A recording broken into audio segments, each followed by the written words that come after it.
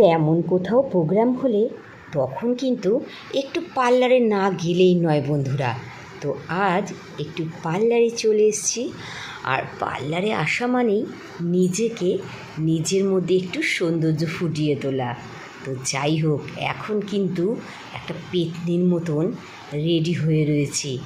জানি না এই লুকটা কখন আমার একটু চকমক করবে। এই চকমক করতে গিয়েই তো একটু মুখের মধ্যে ঘষাঘষি, তারপরে বেশ আধ ঘন্টা ধরে এই সব জিনিস মেখে বসে থাকো।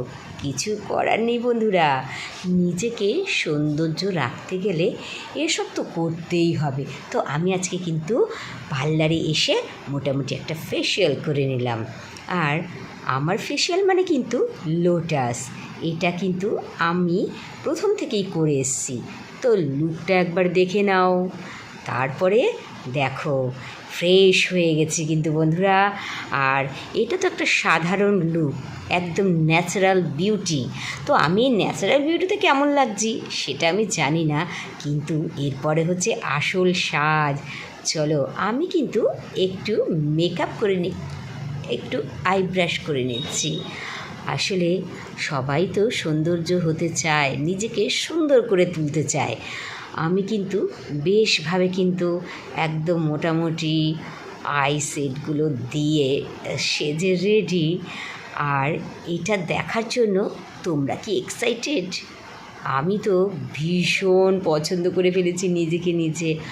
আর মাঝে মাঝে এরকম নিজেকে নিজে একদম মহারানী বা কোনো সিনেমা আর্টিস্টের মতন ভাবতেই লাগে। আর তারই মাঝে কিন্তু একটু চুলের কায়দা, তবে চুলের কায়দাটা নিজে নিজে করতে পারিনি। তো দেখো পুরো লুকটা একটু রানী রানী লাগছে কি না। তেমন কোথাও প্রোগ্রাম হলে তখন কিন্তু একটু পার্লারে না গেলেই নয় বন্ধুরা। তো আজ একটু পার্লারে চলে এসেছি, আর পার্লারে আসা মানেই নিজেকে নিজের মধ্যে একটু সৌন্দর্য ফুটিয়ে তোলা। তো যাই হোক, এখন কিন্তু একটা পেতনির মতন রেডি হয়ে রয়েছি। জানি না এই লুকটা কখন আমার একটু চকমক করবে। এই চকমক করতে গিয়েই তো একটু মুখের মধ্যে ঘষাঘষি, তারপরে বেশ আধ ঘন্টা ধরে এই সব জিনিস মেখে বসে থাকো।